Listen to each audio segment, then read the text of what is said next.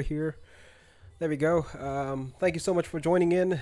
Today's topic is going to be setting up honeypots on the cloud.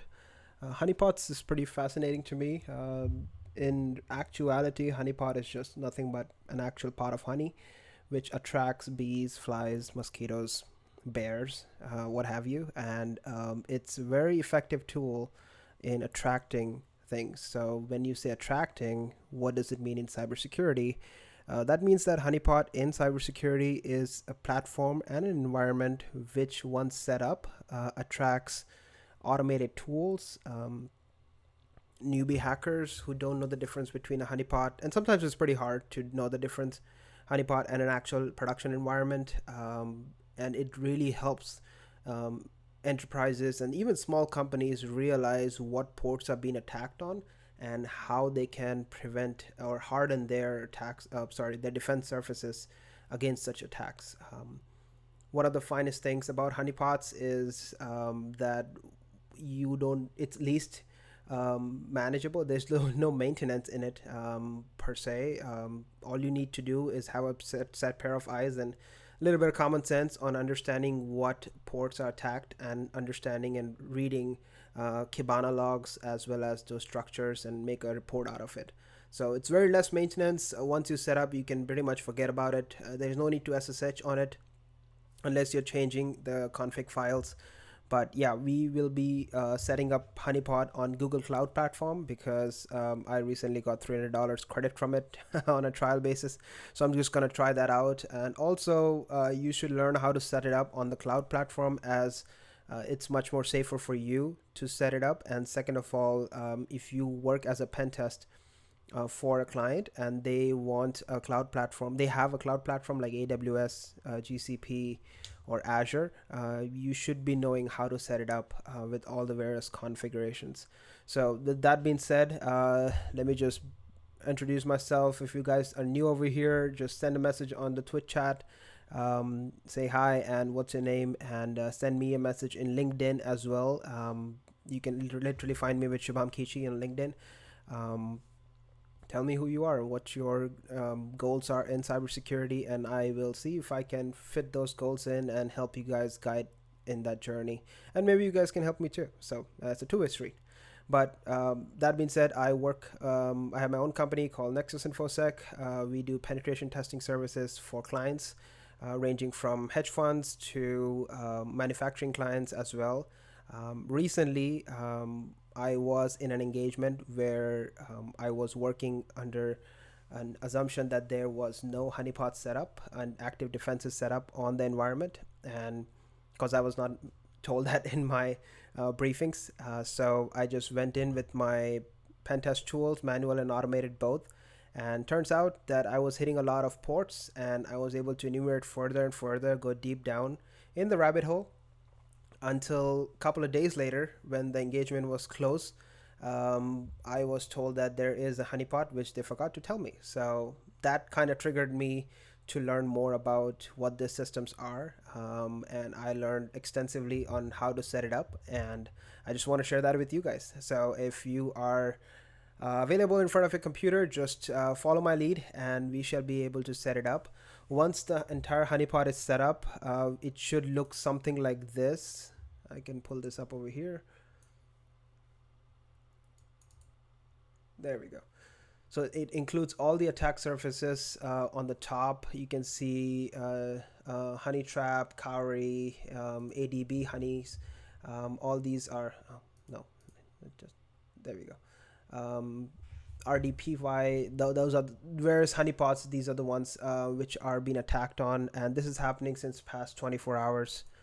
Let me see, 21 hours. Let me refresh that again.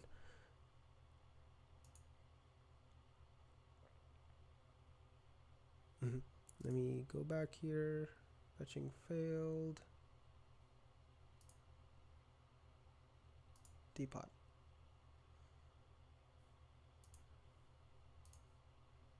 Oh, probably the server went down on Google Cloud, but that's okay. That's the idea. So I'll set it up, show it up to you how to do it, and then you can move forward in that. I will bring my cloud platform here, instances. If you are new to Google Cloud, you can go ahead and start up Google Cloud Platform over here. Just sign in and you should be getting around $300 worth of credits. I can show you how much it's been utilized in the past 24 hours. $298 is left out of the 300. So around about $2 and some change has been utilized in the past 24 hours. Keep in mind that my virtual machine is 8 gigabytes with I think 2 core CPU. I took the second cheapest option, so if that makes things better. So it's pretty cheap. You should be knowing how to set it up, at least try it out. With $300 credit, you can do a lot more than that. You can set up honeypots for days and days, and you can capture various attack surfaces which is coming up, and how the attacks are coming in, from where it is coming in, as well as, you know, if you're lucky enough, you can capture some ransomwares too. So we never know. With that being said, let me just bring this part over here and only do this. So for documentation purpose, we will be using Honeypot, which is from T-Mobile. Where is that thing? Yeah, there we go. Which is from T-Mobile itself. You can check it out on the Tpotis, however you say that. And once you are up on the website on GitHub, you can go ahead and check what other honeypots are provided. There's a ton of them. These are just part of it. Tpot is very extensive and can be deployed on a production environment. And I have done this in the past for my clients as well, and setting up a Tpot honeypot on their production environment, and teaching one or two of their IT departments to understand how Kibana works, and checking you know, various logs in Kibana as well as Elasticstack. So, and it takes into consideration the elk stack, which I showed you over here, Elasticsearch head, as well as Spiderfoot and Suricata. If you don't know how to use Suricata, you can go ahead and click over here, and then it will open up the entire usage. But Suricata just basically is just an IDS system, which allows you to check for intrusions in the system as well, and it has various sensors where it can detect. But keep in mind that if you're using this on your virtual machine, you need to have at least 8 gigabytes of RAM and 128 gigabytes of free space. I usually tend to stick with around 20 gigabytes of free space if I'm not actually using things that often. Is for this documentation purpose and video purpose, I just did it on 10 gigabyte. I capped it at that.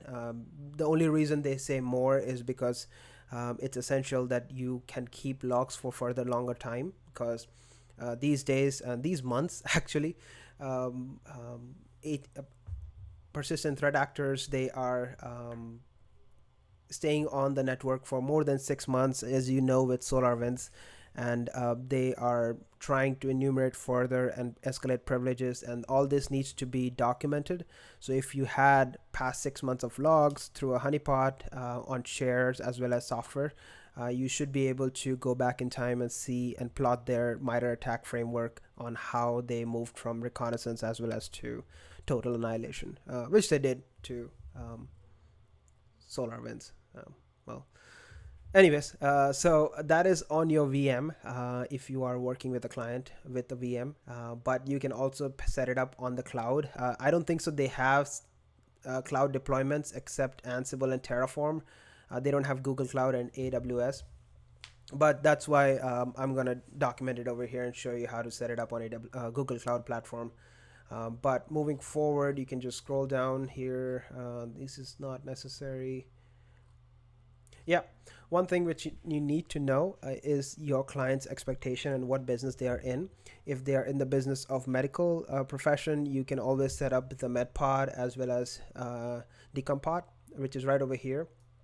You will get this option whenever you are in your first early stages of installing Honeypot, Tpot, and these two will give you the entire framework on how the medical department is being attacked on, what attack vectors are coming through, and if those ports are open for that medical institution. And you can open those ports as well as on the honeypot, see how the attacks are coming from and from where it is, so that you can harden those surfaces for the company as well. So that's just for medical environment. And the second one, you can just do it for industrial.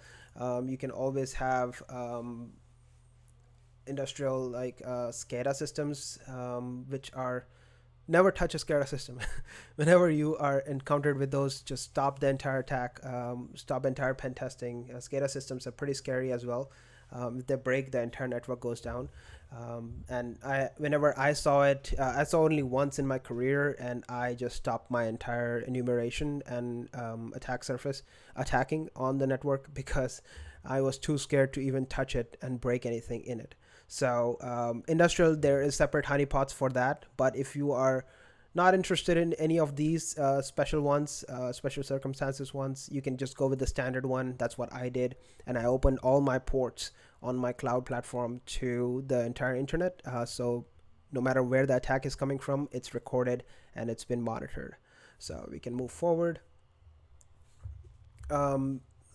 They have actually created an ISO file, so you don't have to create your own, but you can customize it based on your liking. You can go through this entire application or GitHub on how to set this up. I'm not going to go through it because it takes a very long time. But basically it's just download the ISO file from here, and then you can just clone it in and upload it to your VMware or VirtualBox, whichever you're using. But for the cloud platform, we can just go ahead and set that up here. Let me just bring it to home.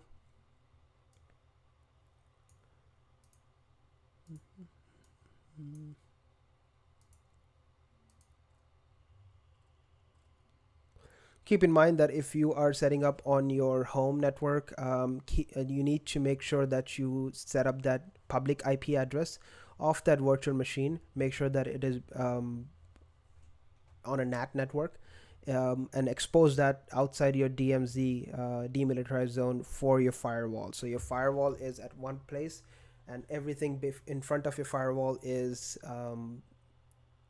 everything behind the firewall is your production network, your IoT devices, your laptop, your computer, your iPad, or what have you. And everything outside of that is the internet, and the firewall protects you from all these kind of network intrusions, and then it makes sure that nothing goes through it. But for you to get proper logs, you need to make sure that you are setting that IP address outside the DMZ, so that everybody can access it through Shodan, and then search for ports. That's if they search for ports 443, it's going to show up your honeypot with the IP address, and they're going to straight up attack on it. So with Google Cloud Platform, it's much easier to set that up, and I'll show you how to do it. First of all, you need to go to, I have over here, Compute Engine. Compute Engine is your VM instances. It'll provide your VM instance and a template which you can create. I actually have one over here set up. Yep, that's my honeypot. That's the internal IP, that's the external IP. I plan to remove this since it's already exposed, and I've gathered the required information which is needed. I'm gonna remove this once the video is over, but let me just dismiss that. But you just create a new instance. New instance is just a new virtual machine in the cloud. You need to make sure that it's Debian Buster. That's Debian 10. I'm gonna name it as Tpot Actual. Keep the labels as the same. Set it up the same way it is. The region, don't change that unless you need it. Here's where the fun part comes up. It will ask you for the kind of machine configuration you need. You want to make sure you can change it the way you like it. Keep it at E2 for the lowest requirement and the cheapest cost. As you can see, it will tell you what is the hourly cost. It's 0.035 cents per hour.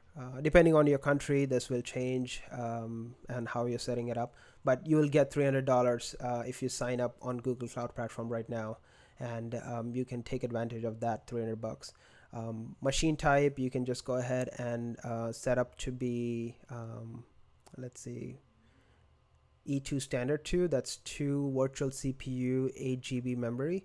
You can set up to 4 as well, but 2 does the job. With 8 GB memory, that's what the requirement is, and I have not seen it cause issues. The previous one is the same E2 standard 2 VM. Once that is done, you need to make sure that you check for Debian 10. That's the buster. Don't go for the Linux 9 because that's not supported on the cloud. You have multiple options. You can do Ubuntu, although I have not given it a try. But I'm pretty sure it will work without an issue because Tpot is pretty environment friendly as well as OS friendly. Worth a shot. I'll give it a try. But I'll go with the Debian as they have mentioned in the GitHub. You can change the disk space. If I do 20 gigabytes, it's gonna go ahead and change the price a little bit. Yeah, 0.07 instead of 0.35. And the monthly estimate will be $50, which we are not going to run for the month. It's just going to be a couple of hours and then test it out. But you can go ahead and move down. We have set up the boot disk, which we want to do. And then let's see here. Yeah, leave this the way it is. Don't change anything, and then go ahead and hit create. We're going to set up the network environment after this once this actually gets created. So that way it'll be much easier.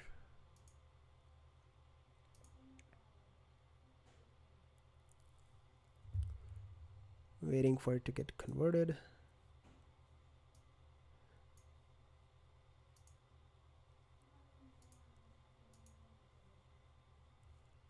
Good.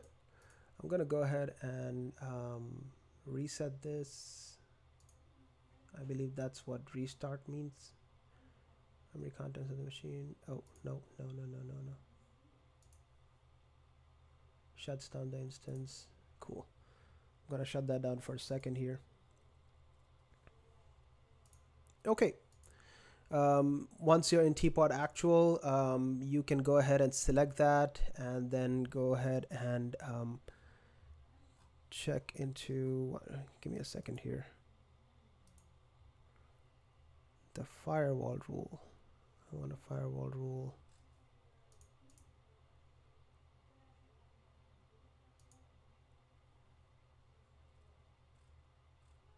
Yeah, VPC Network, virtual private connection. I think so. That's what it meant. I don't know.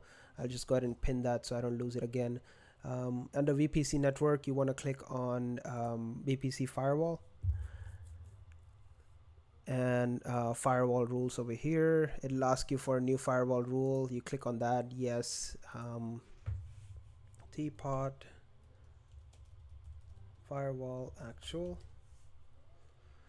You want to make sure that your logs is turned off because this can increase the amount of disk space which is required as it will verbosely log everything which is there. Leave the network into default. You don't need to do anything on that part. You need to check the targets. Whenever that means anything which is outside will be showing up. You can actually check it over here. Applies to only these instances within the virtual network, all instances in the network, and then select the IP range, which is fine. Your IP needs to be 0.0.0.0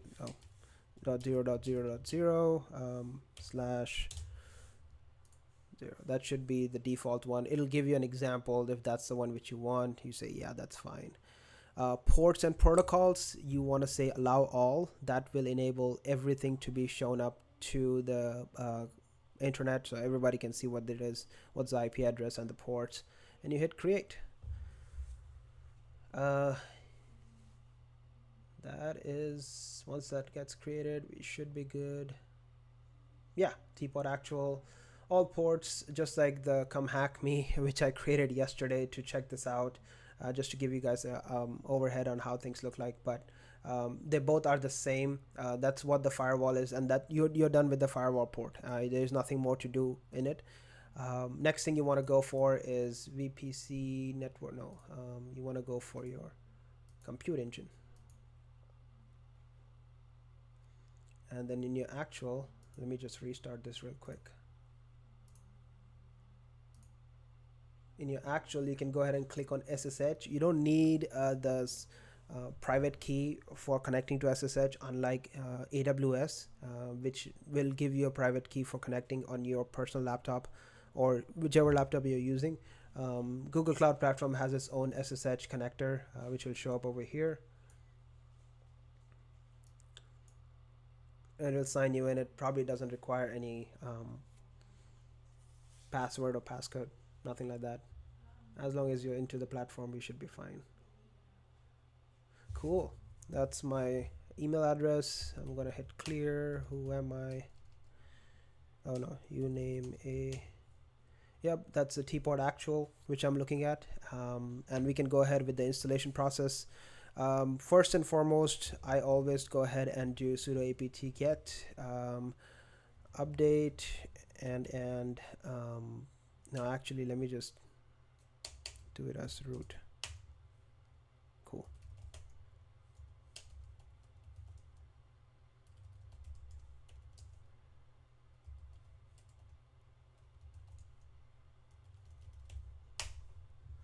Cool. This will take around 5-10 minutes, give or take. But once that is done, we need to install git. Hit Y. We need to install git and then clone the entire Tpot, which is Tpot, Honeypot, and then run it as a user. Once that is done, you will be provided asked to install it as a standard, sensor, industrial, control, collector, as well as next gen and medical options. You just select one of those. Usually the standard one has everything in it. And once you do that, you can set up your username and password for the web shell. So I'm going to let that run. Meanwhile, I'm going to show you something which I created for you all. I'm going to give you guys a link on this in my YouTube video. This is an entire list of all the honeypots and what they do.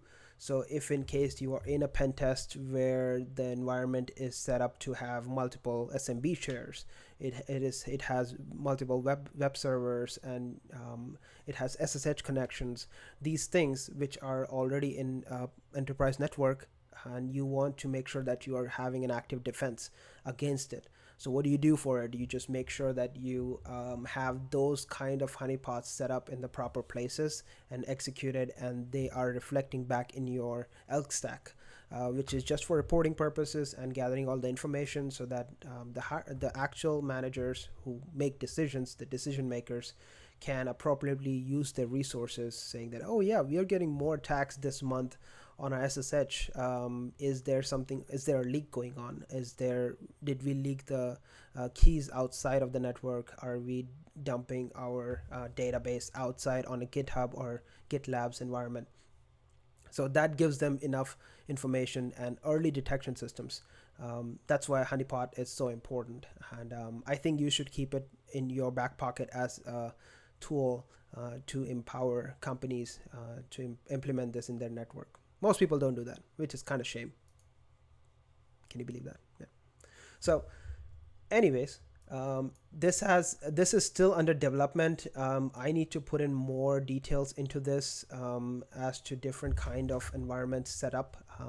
There is deceptive file creation over here, which you can go ahead and set up different files, how to do it, everything included, which website to go to. It's canary tokens, which we have done it in our OSCP series on creating macro files and getting a IP address back and then a beacon back to our laptop once someone opens it up. So that's through your SMB shares. You can just put it in your SMB share through Impacket, and then make fake password like admin password.doc, and someone will click on it. You will know that this is not our internal employee, or you will know that what user it's been compromised from. This way you know that there is a hacker in the network. We need to make sure that we are vigilant.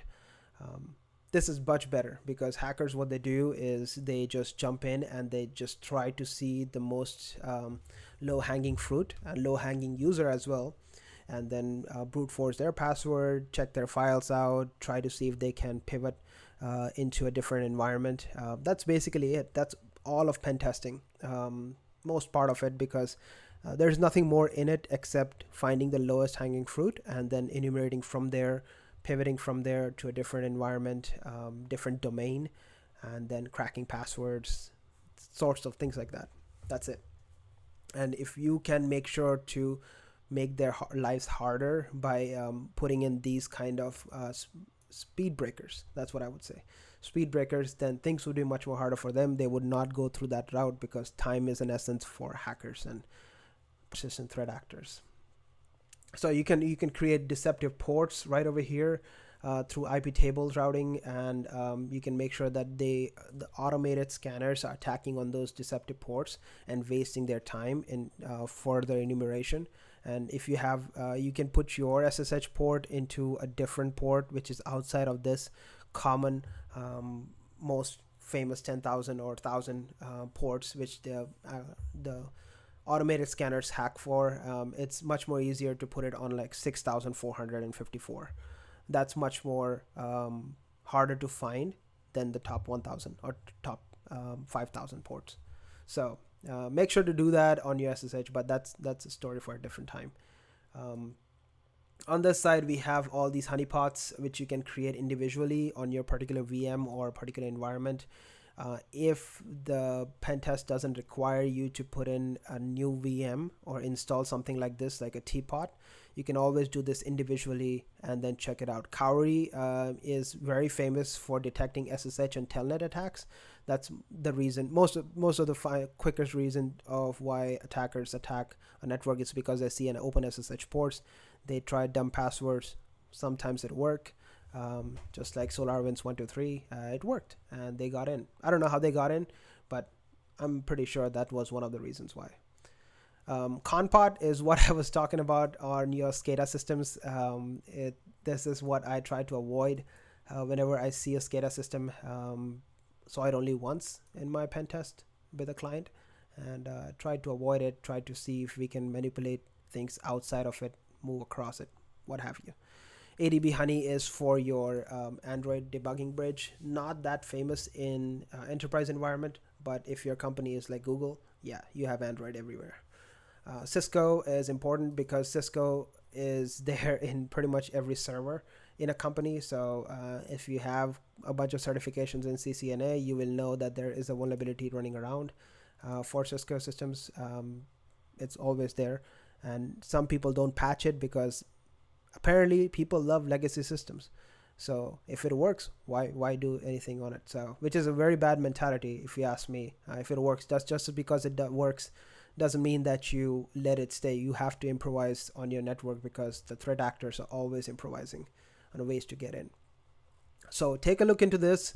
I'm gonna send this link into the main chat later on. Here, let me just do that right away. I wait for later on.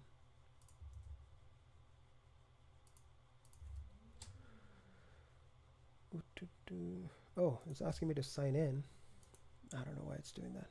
Hey, years 0. Take care to set your honeypot up without tracing back to your identity. Just be safe. Yep. That's the main reason why I keep it on a cloud platform, is because if at any time it seems to be compromising anything, I just shut it down.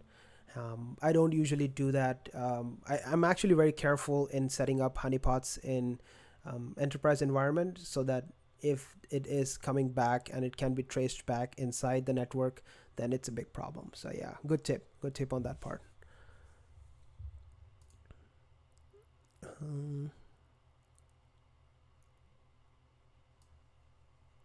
Let me see. Suricata, we did this already. Let's check on our VM here. Oh, cool, it's done. Good job. Okay. apt install git -y. TAC-Y stands for yes to all. So if it asks me for anything to click yes on, it will automatically do that. Cool thing which I learned from one of the YouTubers. So once that is done, I'm gonna go ahead and pull the GitHub. Come on.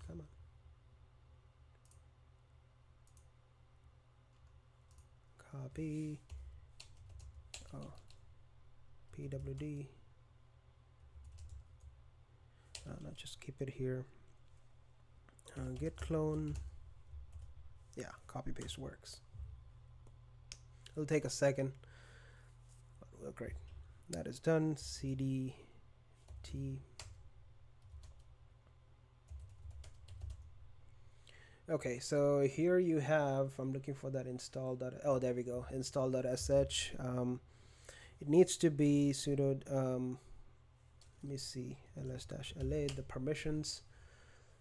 If it is global execution, yeah, which it is. If you see the last X over here, that means that everybody has right to globally execute this on the platform. So I'm not going to do chmod plus X for execution and then select I install.sh. So I'm just going to do dash dot / install.sh. Then you want to do type equals user, hit enter. It's gonna do its thing. This will take some time, but basically what I'm expecting right now to show you guys the place where it asks you for setting up which type of honeypot you need. And I just want to show you that part, and then we're gonna get out of this place and then show you what an actual honeypot looks from inside, because this will take way too long time, and I don't want to waste too much of your time.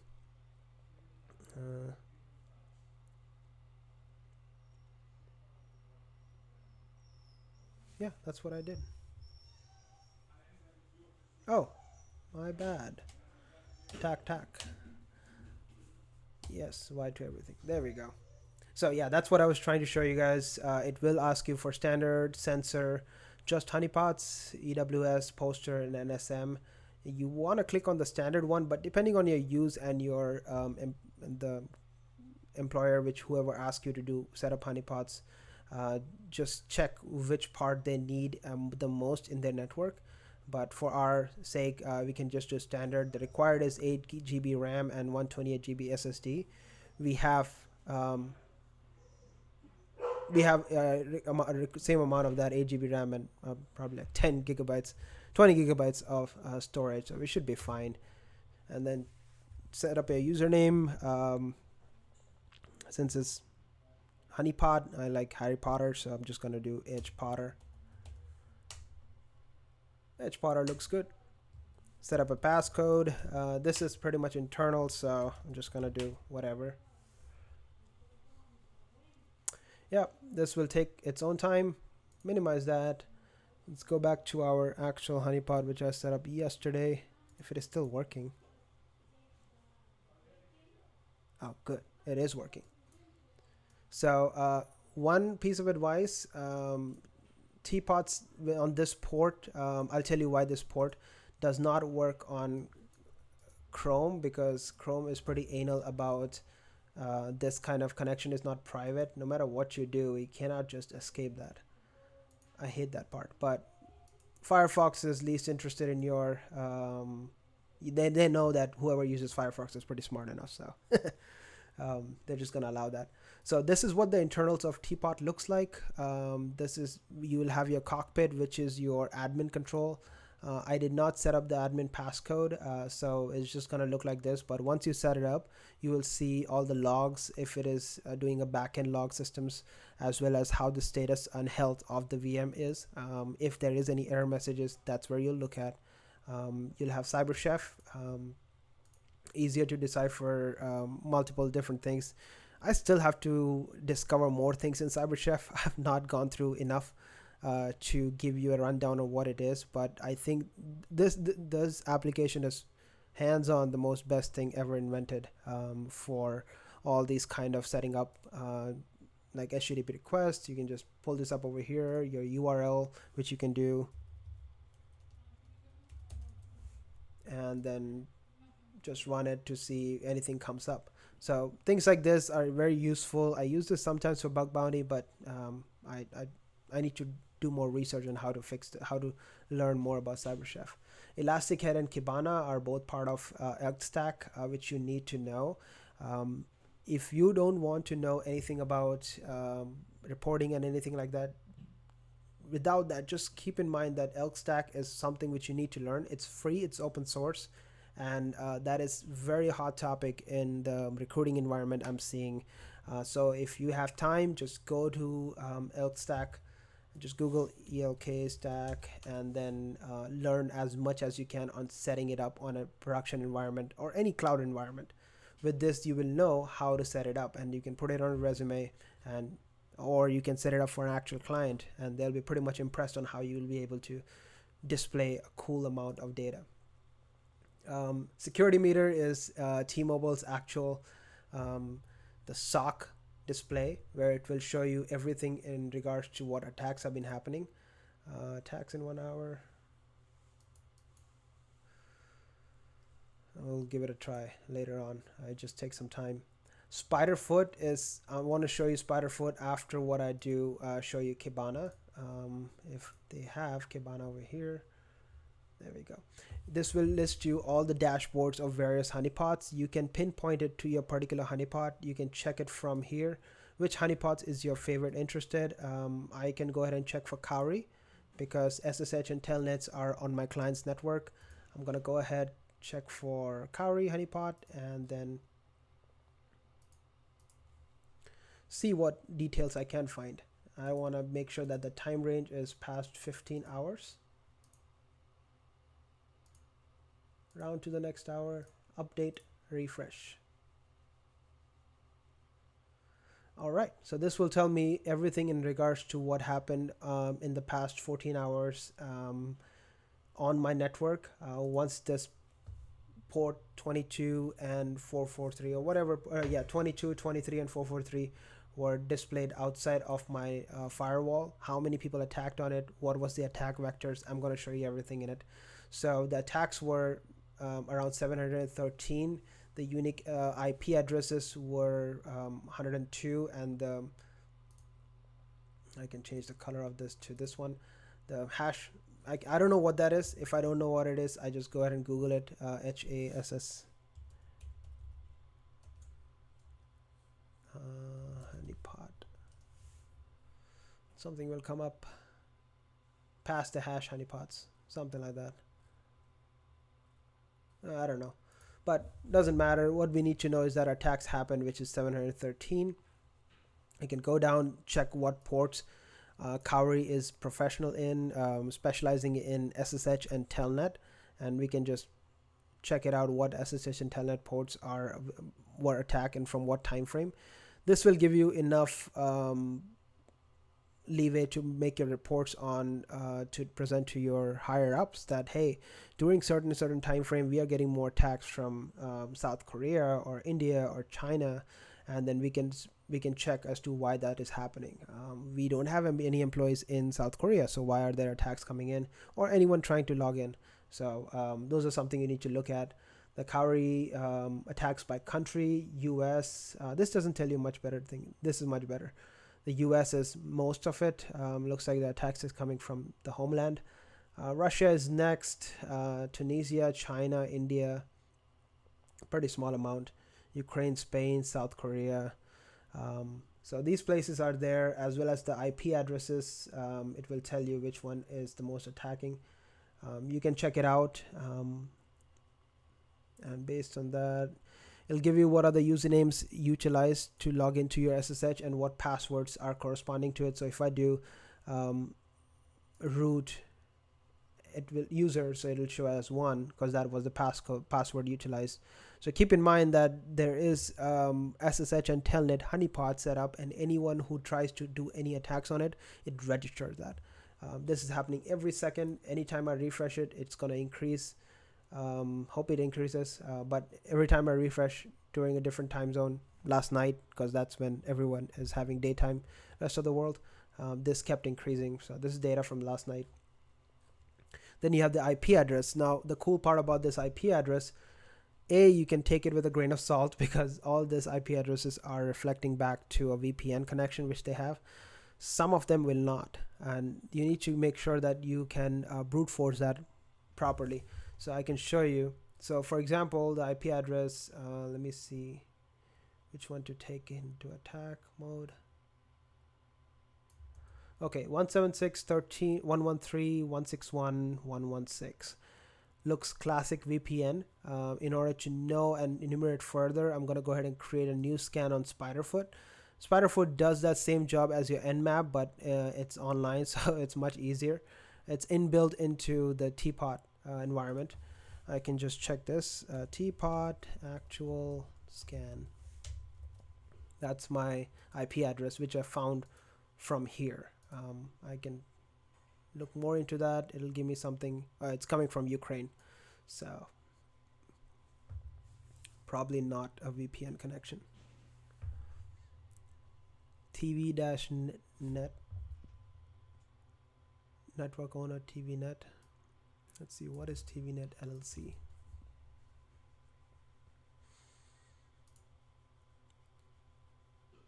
Ukraine network speed. Okay, so it looks like an ISP connection. Yeah, it's an ISP, internet service provider. Check their who is as to from where it's coming from, what they do. Created 2012. Looking for an address here. Particular address from Ukraine. Oh, okay. That looks like it. So since this is an ISP, I'm thinking that this is not a VPN connection. Oh yeah, there we go. The classic T-Mobile app. Tpot attack surface. You can set it up on one of your monitors on the back and then make it look real cool. But yeah, this is there for just showbiz, nothing serious. Over here, you can set up what type of attack you want. You can set up footprint, investigate, passive. I'll just select passive because it's much quicker, and I'll run the scan.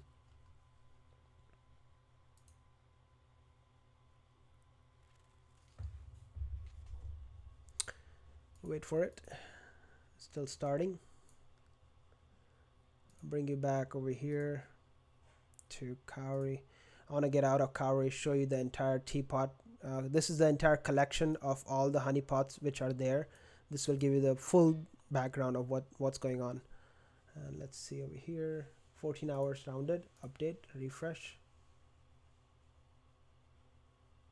That is just thinking.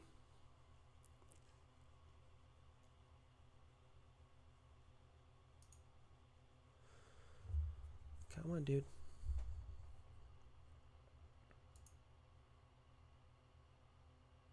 Yeah, it's still installing. Oops. There we go. So it refreshed. You know that these are the multiple. These are top 10 attack surfaces and top 10 honeypots which were set up and most attacked on. Cowrie is number 3. Dionea is number 1.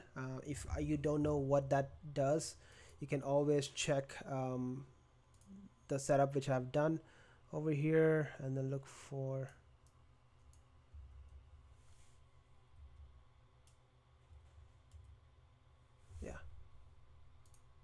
there we go.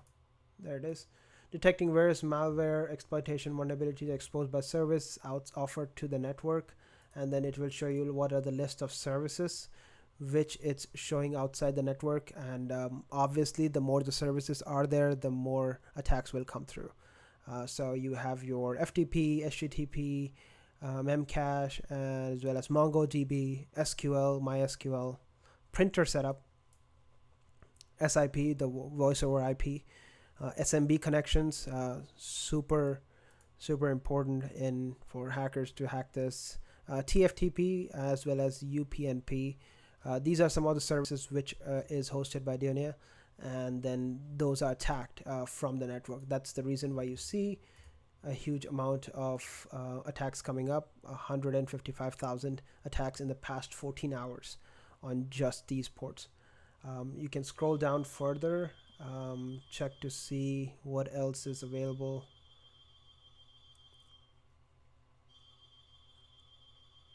Yeah, the username as well as the passcode, everything which they have tried on the network, it will show up over here.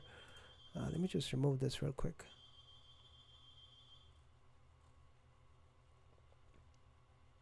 same IP addresses. You can always export these IP addresses outside, so you can have it as an Excel sheet, run their scanner against it to make sure it's mapped out correctly. Let me see if Spiderfoot went through or not.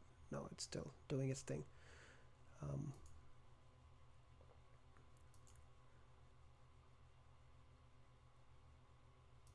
Summary. Okay, let's see what we have found. It's still running, so it'll be fine. Blacklisted IP on same subnet. Spammer.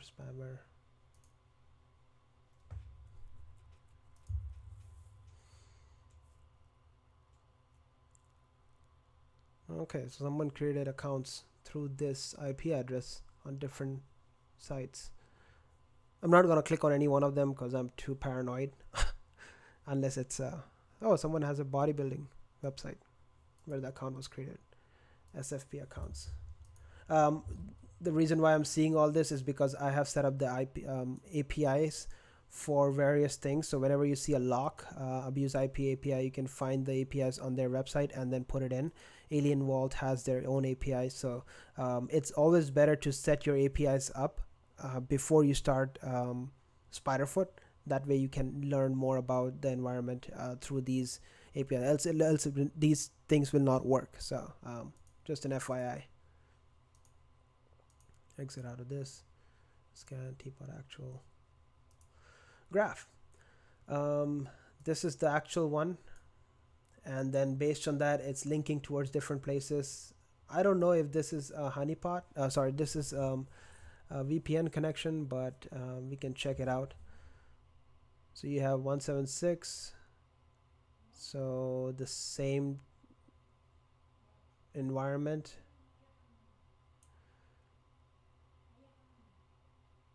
corebug.net, tv.com. Okay, and then it going towards this. This is the actual service provider I'm thinking, and then Torba is something which you need to take a look at. What is Torba?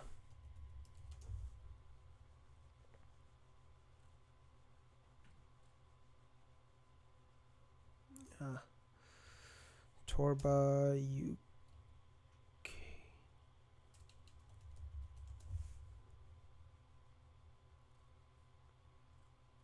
Nothing interesting coming up.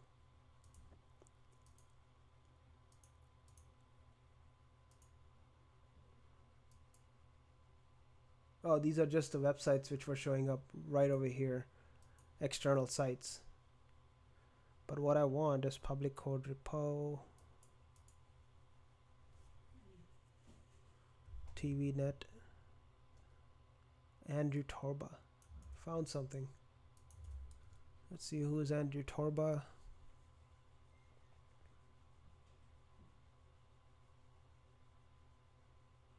Interesting. There's a news. Gap founder.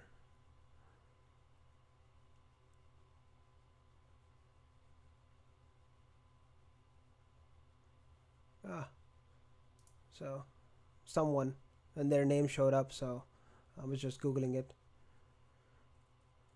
But these are the IPs showing up. Looks like everything is Ukraine. Username cased. Torba. Salt is available as well.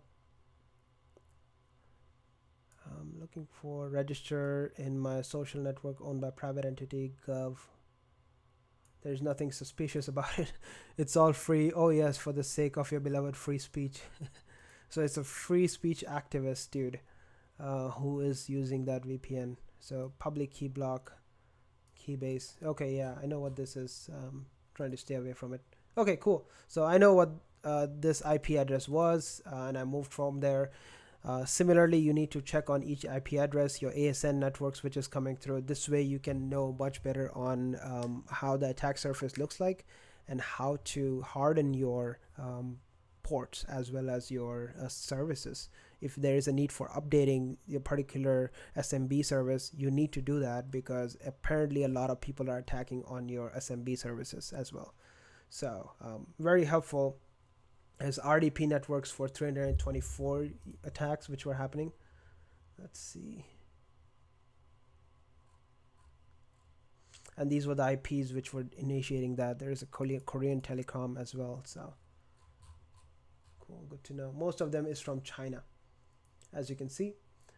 China did the most amount of RDP networks attacks on my network over here, which I set up. Azerbaijan is pretty low. Rest of them are pretty low. So China is the culprit. And RDP is pretty easy to hack. It's not that hard. But yeah, that's your Tpot for starters. It's definitely something you should look into, and try to build it on your home lab. Put it on your resume, advertise it to people, teach people how to set it up on a client network, so that they are much more aware of what's going on. Once you know how to manage this, becomes much more easier. And I know that even in my company, Nexus InfoSec, we have a particular bundle with penetration testing that if you take our pen test, we provide this service for active defense along with it. So if we find a vulnerability on your network and you want to set up an active defense environment, which will give you early warning signals, we will set this up for you. Not necessarily this one, but incorporating this one and other manual honeypots, which we can set up on your network. So we do that. I've been doing this since a long time for a couple of my clients, and they are pretty much happy with it. So yeah, just wanted to share it with the world on how beneficial this can become. Don't stick to one kind of environment like Tpot by T-Mobile. Check out other things too. I know that Chris Sanders, he's a very famous author. He wrote a book on elusive networks. I was just checking it out on Kindle this morning, and I'm planning on reading that book to see how things look out to be. But yeah, check out that book if you're interested in reading things. If you're not, just Google yourself to how to set up honeypots on networks. And I know that there is this thing.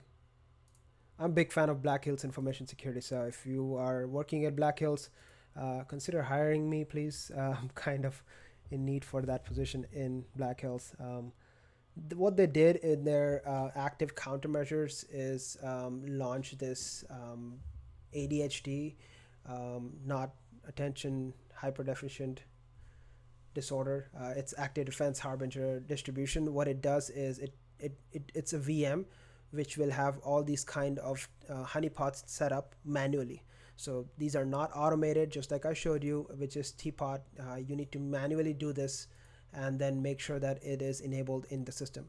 Some of them will overlap, like Cowrie, Canary tokens will overlap with your actual Tpot, but it doesn't hurt to have multiple of them on the same network, so that at least if one fails, one gives a false positive, the other one will give you the actual value. So take a look into that. It's on their active countermeasures website. It's an actual VM of Ubuntu, and you can bring this into your production environment and then start setting up. But I would recommend you to go through each and every examples on how to set it up, install it.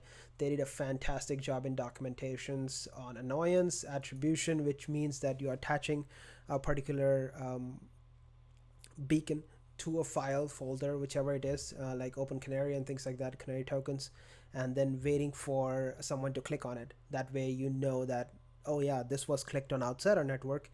None of us did that. Who was it? Let's investigate. So that's attribution. Annoyance is just making things harder for any kind of hacker or newbie who just has access to automated tools and just wants to get in.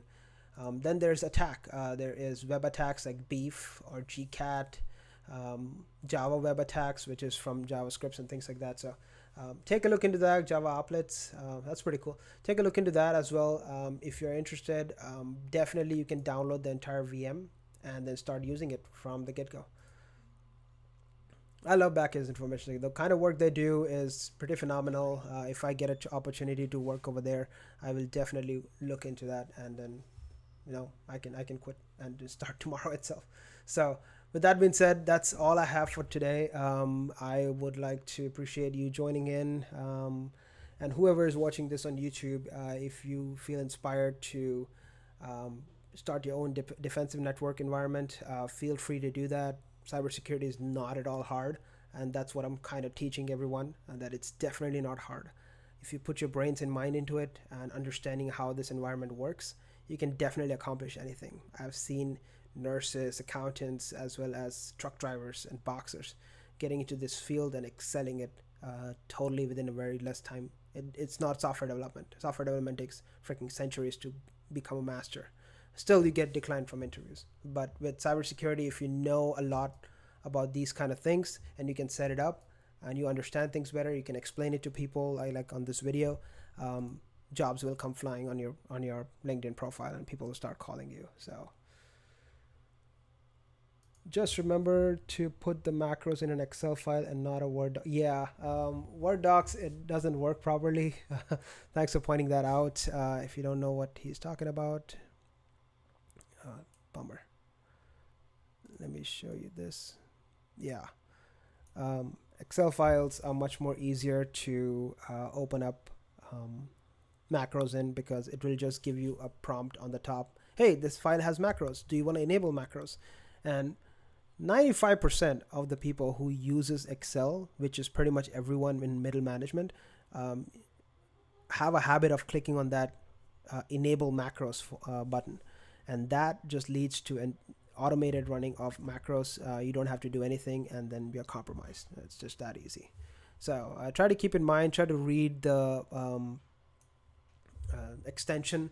If it is docm, that means that you know. XLM, that means that you know that there's a macros. XLS is regular Excel file, if I'm not mistaken. With an M, it becomes a macros. So docm, XLM, so things like that. But yeah, just keep in mind, these are things which you need to know for setting up an environment. Just learn by yourself. I know that you can do it. And if you have any questions, I'll be here. My LinkedIn is always open. My Twitter is always open. And if you are in the business of hiring pen testers for your pen test work, Nexus InfoSec is always there to serve and make sure that we give you the best service possible. So feel free to hire me for your pen test work. I'm open for that. And just ask any questions. So I'll just leave the chats open for the next 3 minutes on the hour. So if you have any questions, feel free to shoot. If you just want to tell your name, that's fine too. Say hi. But we're pretty much done here. I'm going to go ahead and reset these.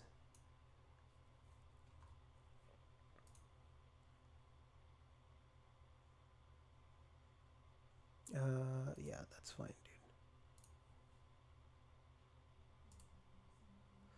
So they don't charge me. Any questions, concerns, issues, criticisms, things you need to learn, things I can improve on, feedback? Happy to take it.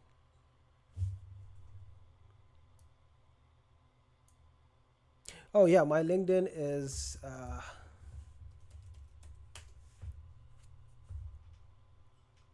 linkedin.com/in/Shubham Kichi. It's pretty much out there. I try to market myself as much as I can. That's how I am. So find me over there, send me a message, say hi.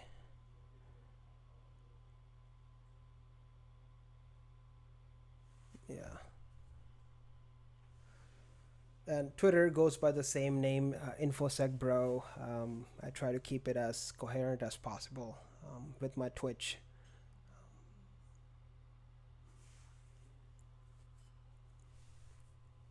1 minute to go.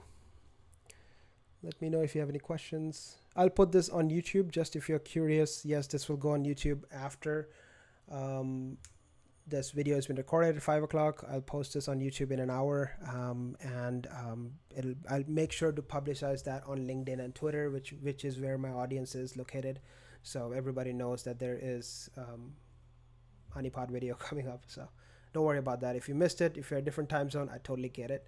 I'm gonna go ahead and put this on YouTube. All right, that's 5 o'clock. Thank you so much for coming in. Thanks for sharing this kind of info. I'm trying to break into the field, and I appreciate resources like this. You're welcome, man. You're very welcome. Happy to help. I have various resources on my LinkedIn. I keep sharing it Just go through it if you're interested, and then hope we can stay friends on LinkedIn as well. So yeah, I'm really grateful that you guys joined in. Whoever is watching this, thank you so much for joining in. It always feels good to make sure that there is a community I can rely on and then teach to and learn from it as well, because more than me teaching you, I'm more interested in learning from your walks of life and how things are working out for you. And I want to invest in your growth. That's how I think I'm going to grow. So if you have any questions in it on your career field on cybersecurity, feel free to ask me. I've done pretty much most of the things in cybersecurity. I still need to learn a lot, but I should be able to answer most of your questions, if not few. So with that said, thank you so much and hope you have a great day. Until next time.